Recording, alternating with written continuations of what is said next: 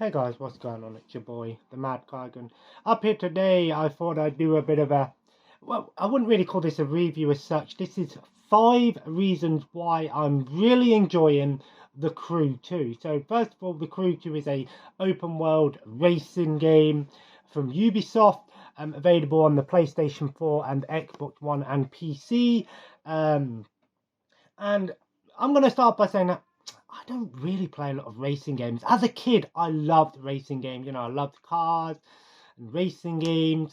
But as I got older, I sort of phased out of that and I sort of didn't really play a lot of racing games. I've never really been a big fan of like circuit racers and simulators, especially because I just get bored after a while, just doing the same thing over and over again. And I got bored really easily. But I plugged in the Crew, started playing The Crew 2, and I'm really enthralled by this game. And there are 5 reasons why I absolutely love this game. And I really hope to God that it doesn't get pulled anytime soon and the servers don't go down, because it is a live service game. Now, the first reason, number 5, the environment. The environment of The Crew 2 is amazing.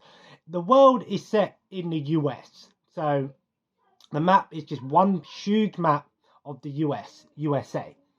And obviously, it's not to scale. But it is very accurate to some extent. It doesn't have every single city and stuff like that. But I'm not exactly a geographical person. I don't know everything about the US. But from what I've seen, it's got a lot of the great environment. You've got your cities like, your Las Vegas, your Los Angeles, your bustling streets of Miami. And, it is a gorgeous game, but you've got like mountainous areas. You can go off-road, on the boats, in planes. And it is gorgeous. It's just so nice to just, 1 minute you're driving in a little city, like a little suburban, little residential district through the forest, so like the Yellowstone forest, driving past the big ponds and the lakes of America. Then you're in deserts, and you go into the big cities like Las Vegas. The weather effects are great. It goes from sunny to snowy, raining, and it is a gorgeous game. I love the environment. I love the map. And because there's so many different ways you can drive, and there's no limit on where you can go in this game. Obviously, there is an end, barrier, of course, but there's no limit on which way you can go. If you want to go straight through the woods and an off-road, you can do that. Or if you want to take the roads and go the scenic routes, you can do that. I love the environment of it. It's so gorgeous. The graphics are great as well. I think it would look amazing on PS5 for sure. The only letdown is the load times can be a little bit buggy sometimes, and the texture popping can come. But I've noticed the texture popping is when you're driving really fast cars. So if you're driving a car about 250 miles an hour, yeah, maybe the PS5 might be the better one to play it on, or the PC or something like that. But it is a gorgeous game. I love the environment. No 2 places is exactly the same. It's not a copy and paste game by any means. When you think of like other open world racing games, one that comes to mind was the game called Fuel, but that game was a huge map, but that game had one problem: the map was empty as fuck. Whereas this, it doesn't feel empty at all. Yes, there have been some people that said it's not as bustling, traffic and things, but I don't mind that. I like to just drive, and half the time when I'm driving, I'm just looking around and then taking the environment in. Number 4, no pressure. This game is in many ways a great relaxing game to play because it's not a pressured situation. Most of the time when you play racing games, it's always, you've got to win this race, you've got to win this race, you've got to win. I know not every racing game's like that. I know some of them it's more about, earning money, upgrading your car like Gran Turismo and stuff like that. But this game doesn't feel pressured in any way. And even when you're doing races, even at the start of the game, it does say to you, it's not about winning. It's about how well you do. You know, it's about earning the money. It's about earning your fame, if you will, leveling up. And I love it. You know, even I'm going to start off by saying that I haven't done any races yet, other than a couple here and there. But, you know, I'm just loving it. You know, the thing that I'm really enjoying is you know, the stories, basically, where it will give you a building or a place you've got to find. You find it on this huge map, and you have to skim look for that particular building or place you've got to go there, and then in the next step it will go from here to here. And, you know, I just really enjoy that. You know, that's my no pressure situation. That's all I'm doing at the moment. And I know I should maybe get into some racing and stuff like that, because that's where the main game lies. But I'm just saying, you know, that is what I love about this game. There's no pressure. You know, you don't feel like, oh, if I lose a race, it's the end of the world, you know, because you can try again. You know, you still get some money, you still get, you know, your fame and stuff goes up. And to be honest, you know, I've, even without actually doing races, you know, I've unlocked all of the different race types now. So, or disciplines, they call them. So, and that's just by doing these environments, you know. There's no pressure. You level up just by driving around and going to places. There's so many challenges, and because it's a live service game, new stuff's getting added all the time. You know, so daily challenges, that sort of stuff. So it's a no pressure situation.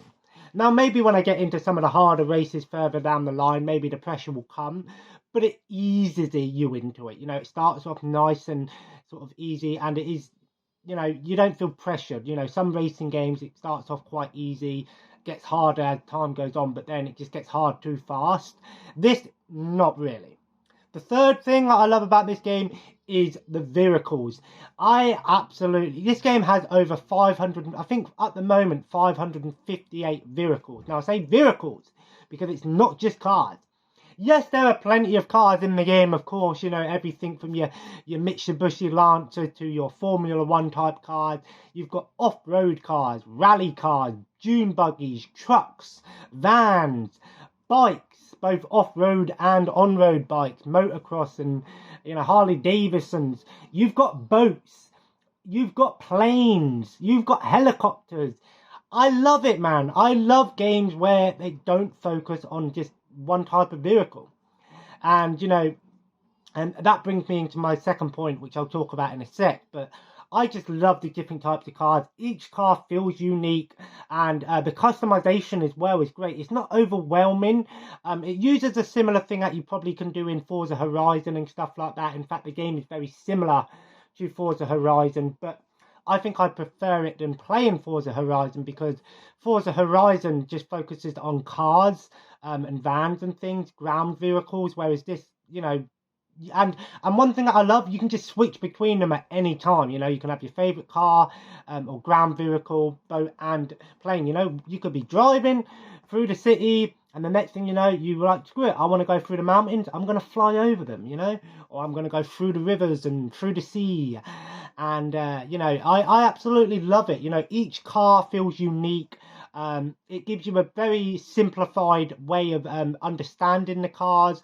There are some advanced options through the performance. You can get upgrades and gear to increase the performance of the car, but that's very optional. You know, you don't have to do that. I mean, you probably do if you want to win some of the harder races and get the challenges.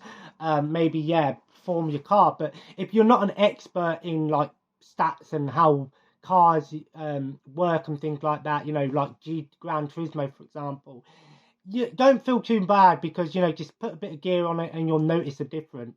It does tell you straight away once you put gear on what's improved. You know, is it faster, is it better at braking, handling, nitro upgrades, those sort of things. And it does tell you whether the car is easy to handle or harder to handle. So maybe some of the faster cars will be a bit harder to handle, but then maybe with some of your street racing cars will be a bit easier, you know, so you can sort of fine tune how you want to play the game and how you feel. And it is a game that, you know, it starts you off nice and easy with the cars, and then sometimes when you get a new car or bike or something, it's going to take you a while to go, okay, let me get the feel for it. But it gives you plenty of time to get the feel for it. And then maybe about 20 minutes after driving it, you've sort of got the hang of it. You know what I mean? You know when you want to brake.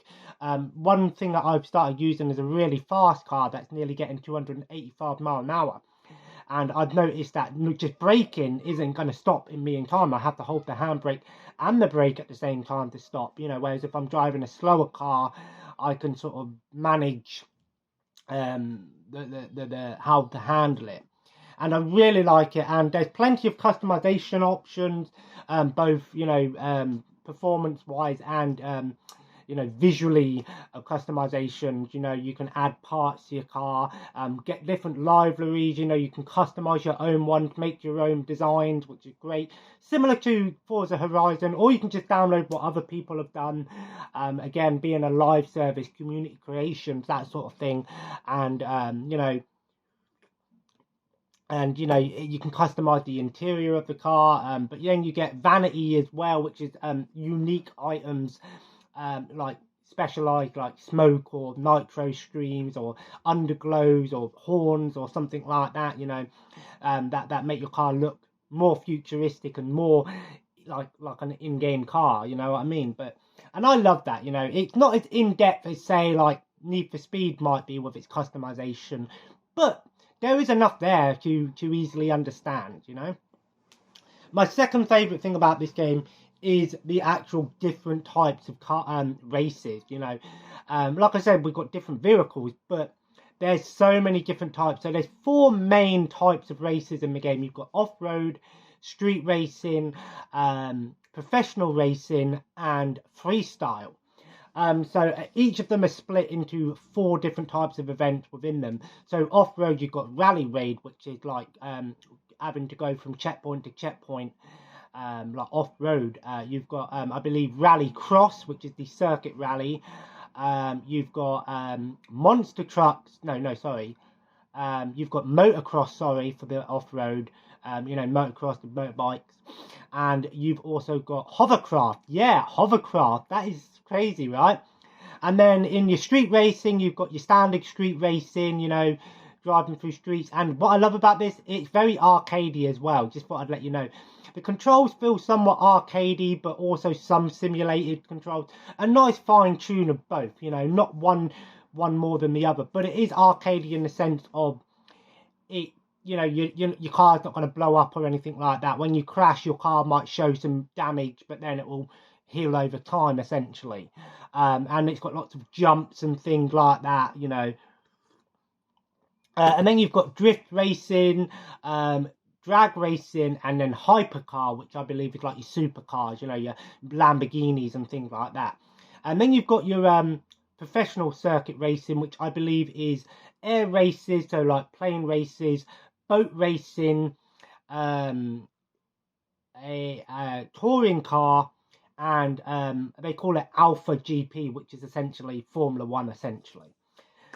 And then you've got your freestyle, which is where the which is one that I really think is pretty cool. You've got freestyle, you've got like your freestyle trick one with your planes and stuff where you have to earn enough points. You've got monster trucks, you've got demolition derby, and there is another one, but I can't remember what it is off the top of my head. Maybe it's bike freestyle, I could be wrong. So there's plenty of variety in the game, and that's what I love about it. Just plenty of variety. It doesn't focus on one type of racing. You know, if you're a big fan of street racing games like Need for Speed, it's got that. If you're a fan of off-road racing games like World Rally Championships or motocross or MXGP games, it's got that. Maybe it's not as much as those games, you know. If you want a dedicated rally game, then yeah, go for World WRC or you know, Sega Rally or something like that, you know. But it's a nice variety. And then the number one reason why I love The Crew 2 is the freedom.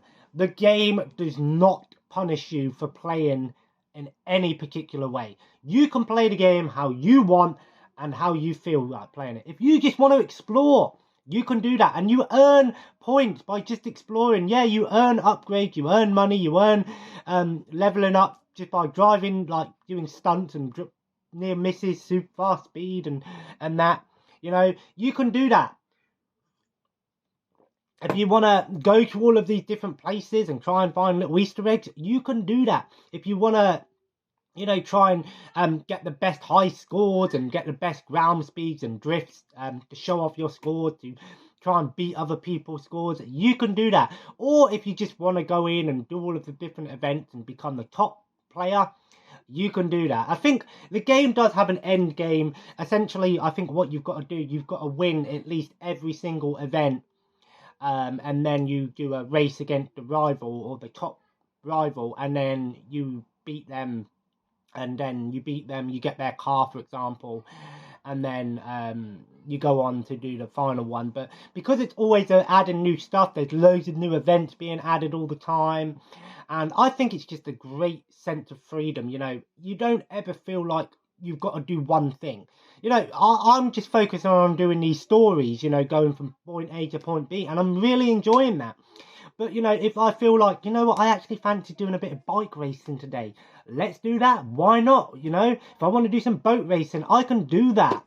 And I love games that do that, you know, especially racing games, you know, because I would consider this a racing and a driving game, because you can play it like a racing game and just do all the racing you like, or you can play it like a driving game, just drive around and have fun. You know, it is a relaxing game, but it's also a game that you can really lose a lot of time into. And my son loves watching me play it. I'm playing some more tonight, you know. Like I said, there are a couple of things here and there that can be a bit nitpicky. You know, I think some people might be put off by the fact that it's a live service game, but don't let that put you off in any way, because I think much like Forza Horizon and other racing games, you don't actually have to play against other people. I mean, there are events and challenges you can do against other people, but that's completely optional. You don't have to do it. You know, I think if you want to beat the game, everything's single player, essentially. And all I've noticed occasionally is I come across some other players, sort of drive along with them, because you get some points for driving with other people. You know, seeing with them, you can play the game with friends or create your own crew, if you will, and do things together. You can do that, you know, but it's a single player game set in an open world multiplayer game, essentially. But it's not a multiplayer game by any means. You know, it doesn't feel like you know, only like 30% of the game is much like GTA, for example. You know, GTA 5, you know, you had the single player and the multiplayer, but the single player, once you were done with it, that's it. There's nothing else to it. Whereas the multiplayer is where everything's being added. I think it kind of does that, you know, but when they've added new stuff into the game, it's always single player stuff that can be done with other people if you want to. So all in all, I think The Crew 2 might be one of my favourite racing games I've ever played, you know, and I've played a fair share. I absolutely love it. I think it's an excellent game. Like I said, the load times can be a bit funny sometimes, but I've never had any issues. I've never been disconnected or anything like that. Yes, much like other Ubisoft games, you know, you do have to be connected to the internet to play it, which kind of sucks, but given the type of game that it is, you know, so there are microtransactions and things, but again, it is all completely optional. You know, I'd say maybe only about 10% of the game is hidden behind a paywall, and that's mainly just vehicles and vanity and you know, things to upgrade your car, cosmetics, if you will. I'd say maybe there's about 20, maybe 30 cars that are hidden behind the motor pass, and then obviously you've got 25 vehicles you can get from the season pass, but other than that, that's still nearly 500 cars and vehicles you can get. Plenty, right? Considering the fact that Gran Turismo 7 had like 400 cars or something when it came out, compared to the old one where it had like 800 on PS2. Work that one out. But all in all, I love The Crew 2. So there you go, guys. if you enjoyed this video, feel free to leave a like. Let me know, have you played the Crew 2? And if you have got the Crew 2, would you like to play sometime? I'm not on that much, but if I am online and I'm playing the Crew 2, feel free to just, you know, join me up and come and have a little drive with me. Why not, you know? And as always, guys, subscribe if you haven't already. Comment below, let me know what your favourite vehicle is of all time. I say vehicle because it doesn't have to just be a car. My favourite vehicle of all time is the Ferrari Enzo, or the Enzo Ferrari. I love that car. That's a car that I'd love to have in real life, even though I don't drive. But if I became a millionaire, you know that's what car I'd buy. And I am saving up for one in the game as well, because it is in the game. But anyway, guys, I'm going to go now. Got some tidying up to do. Got to go give my daughter a bath. It's going to be a bit of a busy week next week. My holiday's coming up soon. I'll probably do a vlog video maybe Sunday, tomorrow or Sunday. Give you a bit of an update on what's happening, where we're going, and stuff like that, if you guys want that. And as always, guys, have a nice day, and I'll see you in the next video. Take care, and bye-bye.